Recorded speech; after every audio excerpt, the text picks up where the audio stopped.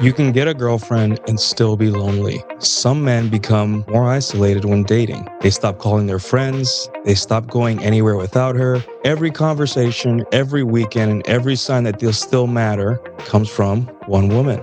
Then the relationship gets shaky, and the man realizes he did not only make her his girlfriend, he made her his entire life. This is too much weight for one person, and it leaves you with nothing when she is busy, distant, or gone. So this video is about rebuilding a social life from zero. No vague advice about putting yourself out there. I'm going to give you a method you can use even if your old friends are busy, your group chat is dead, or you have no one willing to go anywhere with you. Chapter 1. A girlfriend is not a social life. Hi, this is Nuke. When a man says he's lonely, people often assume he needs a girlfriend. Maybe he does want one. Sex, affection, and romantic companionship matter. I'm not going to pretend like a weekly board game fixes that part of you that wants a woman. But loneliness is usually bigger than an empty space on your side of the bed. It is a Saturday afternoon, nobody has texted you. You finish work and realize there's nowhere you are expected to be. You have people in your phone, but contacting any of them feels like asking for a favor. Most of your conversations happen through a headset or underneath a post made by someone you've never met. A girlfriend can cover that problem for a while. She cannot build the rest of life for you. If she becomes your only source of affection, conversation, plans, and reassurance, the relationship carries your entire emotional weight. Losing her would also mean losing your weekends, your social identity, and the only person who regularly notices when you walk into a room. I am talking here about ordinary social isolation, the work, gym, screen, sleep routine that slowly becomes life. Severe depression, trauma, and thoughts of self-harm need qualified professional help. A U2 framework is not psychotherapy. For the man who has simply drifted away from people, there is something practical he can do. Chapter 2. The structure disappeared. Making friends used to happen without much planning. At school, you saw the same people 5 days a week. In the military, at university, or in an early job, you spent enough time beside other men for familiarity to do most of the work. Nobody sent a calendar invitation titled, "Develop Meaningful Male Friendship." You were just there. Then adult life removed the structure. One friend started working nights. Another had a child. One moved away. One got a girlfriend and vanished into her apartment like a sailor entering the Bermuda Triangle. The group chat stayed alive, technically. It became 6 men sending clips to each other and taking 3 weeks to choose a restaurant. Men often read this as rejection. Usually the old system that kept everyone together disappeared and nobody replaced it. Adult friendship has a logistics problem before it has an intimacy problem. If you wait for 5 busy men to be free on the same night, you will spend a lot of weekends at home. Your social life needs a structure that works even when nobody answers the chat. Chapter 3. Stop asking permission to go out.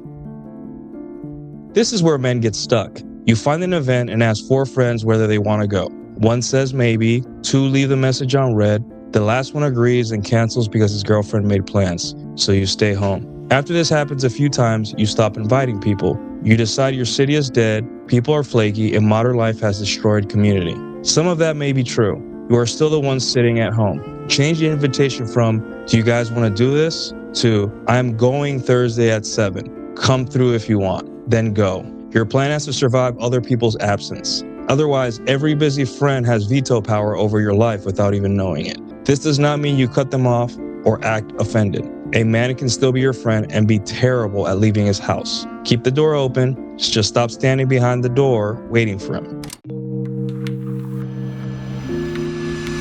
Chapter 4. The watering hole method. The framework I use is the watering hole method. Choose one physical place connected to an activity you actually enjoy. It needs to happen regularly, attract some of the same people, and give you a natural reason to interact. For me, social dancing worked. I was not trying to become the greatest salsa dancer. I liked it enough to return. I also had a cigar lounge, the pool, the dog park, and other places where showing up repeatedly made me a familiar face. Your place could be a martial arts gym, a running club, a photographer walk, a volunteer crew, a weekly game night, or any class where people actually speak to each other. A regular commercial gym can work, but only if you remove the headphones occasionally. Standing 3 feet from the same man for a year while both of you stare at the floor is proximity. it is not yet a friendship. Pick something you would enjoy even if you made no new friends that day. That part matters.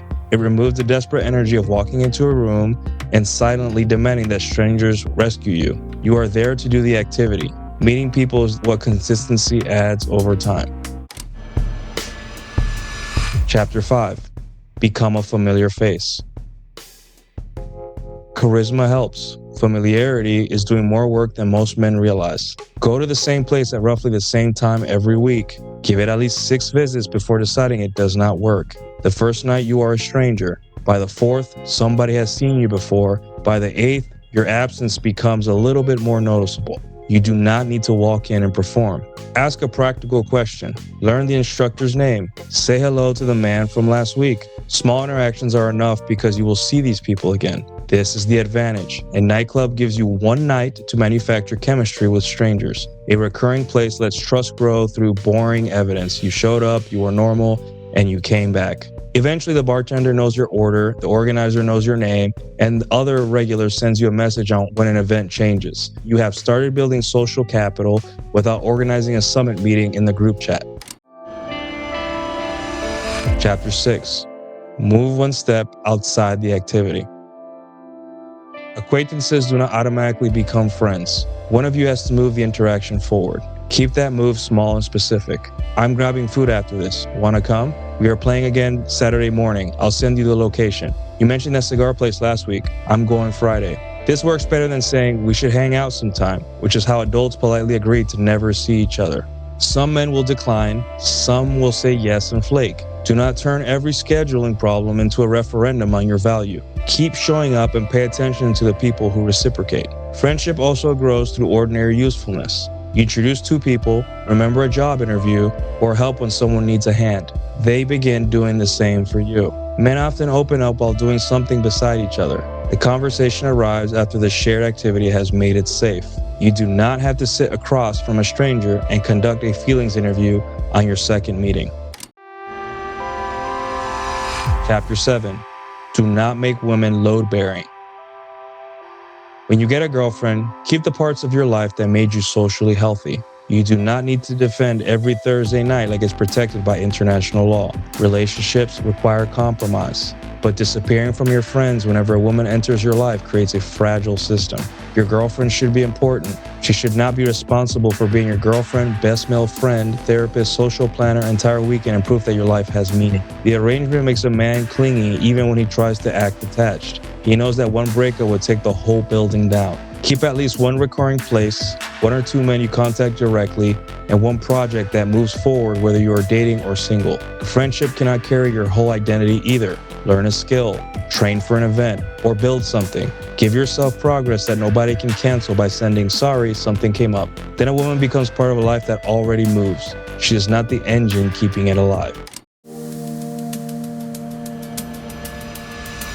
Chapter 8. The 30-day Reentry. Here's what I would do over the next 30 days.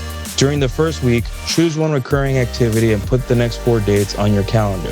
Pick somewhere close enough and affordable enough that logistics will not become your excuse. Also, text one old friend with a specific plan. Do not send, "We need to catch up." Send the place and the time.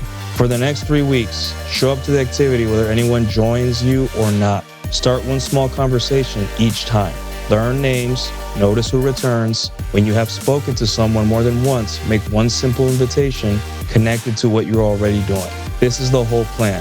One place, 4 appearances, one old friend, a few conversations, and one invitation. It may not give you a new best friend in 30 days. It will give you somewhere to go, people who can begin recognizing you, and evidence that your social life can move without waiting for a rescue.